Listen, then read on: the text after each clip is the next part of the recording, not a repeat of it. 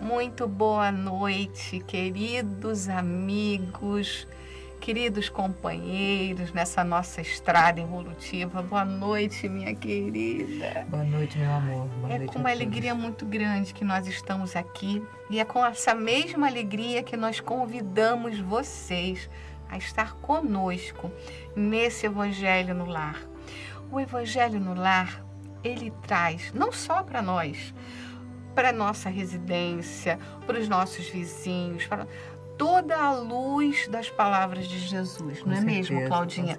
Essa luz, ela se espalha, né? É um farol. Então, chamem as pessoas, ou se você não tiver quem chamar, faça, porque com certeza essa luz vai chegar. Não esqueça de colocar a sua aguinha, para eles poderem colocar os remedinhos necessários. Com certeza. Tá bom? Os nossos suplementos. Sejam muito bem-vindos. Nós vamos ler do livro Monte Acima, de Francisco Cândido Xavier, pelo Espírito Emmanuel. O título é Alguns e Nós. Nunca influenciaremos a todos, mas sempre influenciaremos alguns. Reflitamos no assunto, revendo o que transmitimos. A descrença suscita a descrença. A dúvida gera a dúvida. O desânimo sugere o desânimo. A tristeza espalha a tristeza. A fé atrai a fé. A esperança acende a esperança. A bondade cria a bondade. O amor estende o amor. Então, com certeza, não poderemos influenciar a todas as pessoas, porque não é possível, né? Cada um de nós tem uma individualidade.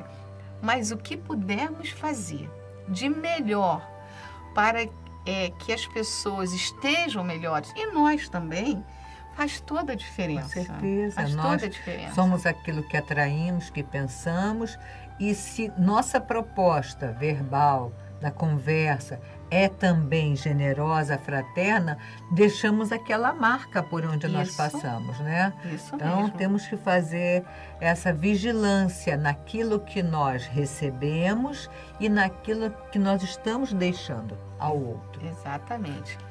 Então, muito obrigada pelo Chico, pelas leituras de Emmanuel, que sempre são, assim, pérolas na nossa caminhada. E dentro dessa vibração amorosa, desses queridos amigos espirituais, pensando em nosso querido Mestre Jesus, a começar o nosso Evangelho com as palavras do Mestre, nós não temos outra palavra maior a dizer senão gratidão. Obrigada, Senhor Jesus. Obrigada pelos seus exemplos de amor, de misericórdia, de bondade. Que essas palavras que serão lidas daqui a pouco no Evangelho possam soar a todos os nossos corações. Que nós possamos nos envolver nessas palavras amorosas, nessas instruções abençoadas de Jesus, sempre oferecidas com tanto amor, com tanto carinho. Obrigada, Mãe Maria. Obrigada por ser a nossa mãezinha do céu. E que nessa noite de hoje, nesse nosso querido Evangelho no Lar, nós possamos estar envolvidos por essa corrente de amor, de saúde, de proteção. Que assim seja, graças a Deus. Agora a nossa querida amiga vai ler o Evangelho.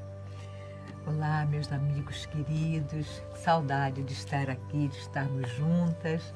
Enfim, a vida nos reuniu, graças a Deus, mais uma vez e nos reunirá muitas mais. Do Evangelho segundo o Espiritismo, obra codificada pelo nosso querido Kardec. O capítulo 5, falando sobre uma das bem-aventuranças, que será a bem-aventurados aflitos, que fazem parte do Sermão da Montanha. nesse Bem-aventurados aflitos, esse capítulo 5, vem falando sobre a justiça das aflições nas nossas vidas, nas causas anteriores que provocam aquelas situações, nas causas atuais que são mais entendíveis, porém há todo um complexo aí de memória que nós estamos estudando. E agora nós vamos estudar o esquecimento do passado, que é um assunto que muitas vezes vem à tona. Alguns discordam, se eu me lembrasse eu não faria de novo. Será? Então vamos ver o que é que Kardec nos fala desse tópico, o esquecimento do passado, esse véu que envolve a todos nós. Em vão se objeta que o esquecimento constitui obstáculo a que se possa aproveitar das experiências de vidas anteriores. Havendo Deus entendido de lançar um véu sobre o passado, é que há nisso vantagem. Com efeito, a lembrança traria gravíssimos inconvenientes. Poderia, em certos casos, humilhar-nos singularmente, ou então exaltar-nos o orgulho, e assim entravar o nosso livre-arbítrio. Em todas as circunstâncias, acarretaria inevitável perturbação nas relações sociais. Frequentemente, o espírito renasce no meio em que já viveu, estabelecendo de novo relações com as mesmas pessoas, a fim de reparar o mal que lhes haja feito. Se reconhecesse nelas as quem odiara, quiçá o ódio se lhes despertaria mais uma vez no íntimo. De todo modo, ele se sentiria humilhado em presença daqueles a quem houvesse ofendido. Para nos melhorarmos, outorgou-nos Deus precisamente o de que necessitamos e nos basta, a voz da consciência e as tendências instintivas. Priva-nos daquilo que nos seria prejudicial. Ao nascer, traz o homem consigo o que adquiriu. Nasce qual se fez. Em cada existência tem um novo ponto de partida. Pouco lhe importa saber o que foi antes. Se se vê punido, é que praticou o mal. Suas atuais tendências más indicam o que lhes resta a corrigir em si próprio. E é nisso que deve concentrar-se toda a sua atenção. Porque daquilo de que já se haja corrigido completamente, nenhum traço mais conservará. As boas resoluções que tomou são a voz da consciência, advertindo-o do que é bem e do que é mal e dando-lhe forças para resistir às tentações.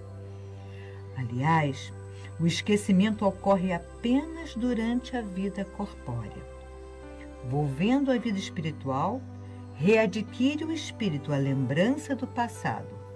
Nada mais há, portanto, do que uma interrupção temporária, semelhante àquela que se dá na vida terrestre durante o sono, a qual não se obsta a que, no dia seguinte, nos recordemos do que tenhamos feito na véspera e nos dias precedentes. E não é somente após a morte que o espírito recobra a lembrança do passado. Pode-se dizer que jamais a perde, pois que, como a experiência o demonstra, mesmo encarnado, adormecido o corpo, ocasião em que goza de certa liberdade, o espírito tem consciência de seus atos anteriores. Sabe por que sofre e que sofre com justiça. A lembrança unicamente se apaga no curso da vida exterior, da vida de relação. Mas, na falta de uma recordação exata que lhe poderia ser penosa e prejudicá-lo nas suas relações sociais, forças novas aure ele nesses instantes de emancipação da alma, se os sabe aproveitar. É realmente assim extremamente esclarecedor a necessidade desse esquecimento para nós, espíritos errantes. Porque vocês imaginem, se ele aqui afirma que normalmente nós nascemos no mesmo meio em que vivemos, com a finalidade de nos reajustarmos, é claro. Essa é a proposta. Se nós não conseguimos terminar aquela tarefa, precisamos repetir aquela classe, certo? Então, temos que ressignificar os nossos sentimentos, as nossas propostas e as nossas atitudes. Por isso, a necessidade de reencarnação naquele grupo de espíritos que precisam se ressarcir. Imagina se nós tivéssemos a certeza de que ou fomos inferiores àqueles que estão ao nosso redor, ou então com uma outra condição de superioridade. Será que isso não seria um entrave na nossa correlação? Aquilo me atrapalharia muito, porque ou eu me sentiria mais humilhado ou me sentiria superior, não querendo me colocar na condição de aprendiz, de que estamos ali com o mesmo propósito. Está tudo certo. Ou ainda pior, ter a certeza de que naquele núcleo familiar está alguém que no passado lhe fez muito mal. Também? Ou que você Também. fez muito mal. Iria atrapalhar todo o processo evolutivo. Ir para uma nova classe já brigado com um amiguinho da classe anterior. Exatamente. E aí você já se coloca já numa posição de defesa. Você já não quer mais, não está desarmado. Você já vai armado para aquela relação. Então é preciso que a gente tenha a absoluta certeza que o plano é perfeito. Esse esquecimento temporário nos coloca numa condição de igualdade que facilita as nossas decisões, todas elas baseadas no nosso livre-arbítrio.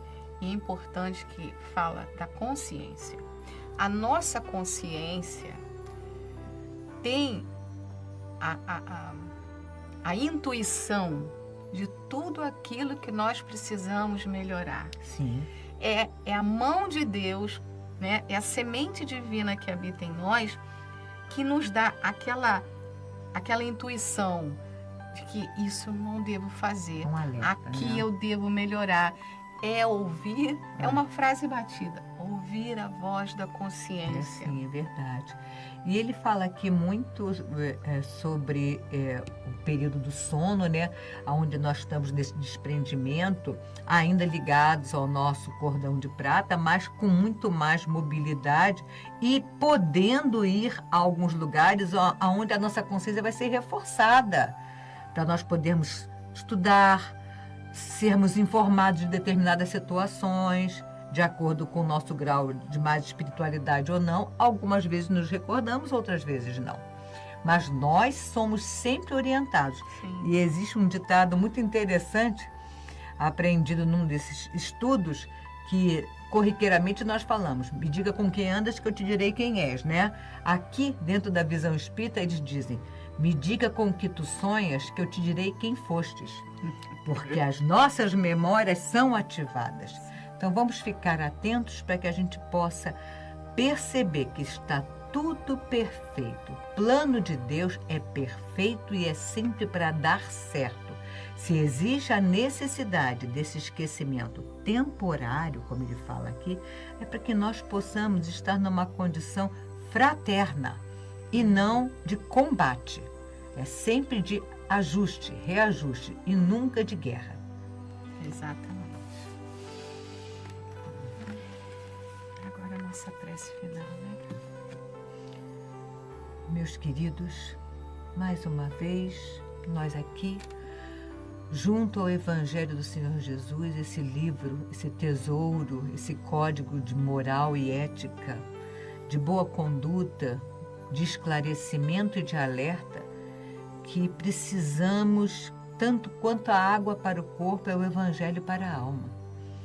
Nós necessitamos dessas orientações diariamente. O nosso espírito ainda tem uma dificuldade muito grande de correlacionar conhecimento com atitude.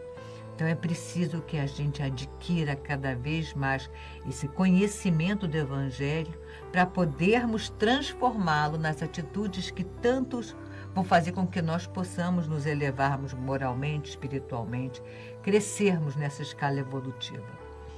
Então, Senhor Jesus, amigos espirituais, agora cada um no seu lar, cada um com a sua família, ou mesmo que aparentemente só. Que esses lares possam ser inundados de luz, dessa luz do amor, do Evangelho do Senhor Jesus. Que eles possam receber essa carga amorosa que remove os miasmas, que faz com que a gente respire melhor, que as ideias surjam muito mais claras nas nossas mentes, nas nossas almas, o nosso olhar se dilata. Graças a Deus, nós entendemos que essa luz, ela se faz dentro de nós. Por isso, nos tornamos seres mais luminosos. A iluminação vem do Evangelho, mas ela é retida e brilha através de todos nós.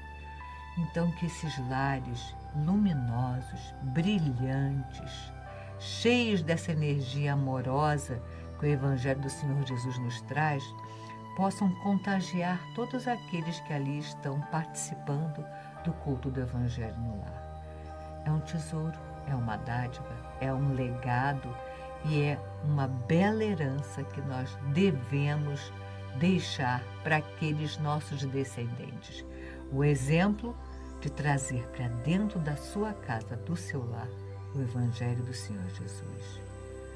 É muito bom nós estarmos aqui estudando, conversando com vocês, entre nós, ouvindo e sabendo que, como foi lido no início, a nossa proposta é levar esperança, é levar felicidade, é levar bom ânimo, porque tudo aquilo que nós desejamos e trabalhamos e nos dedicamos a fazer, nós também recebemos.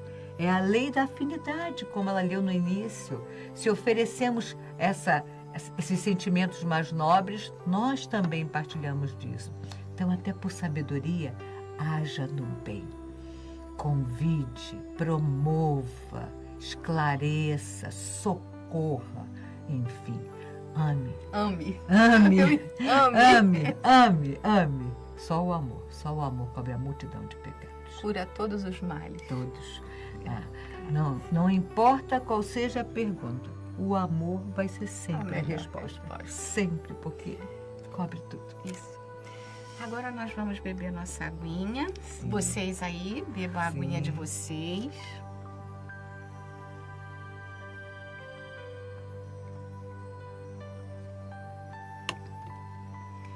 Paz e bem. Paz e luz. Paz, muita paz.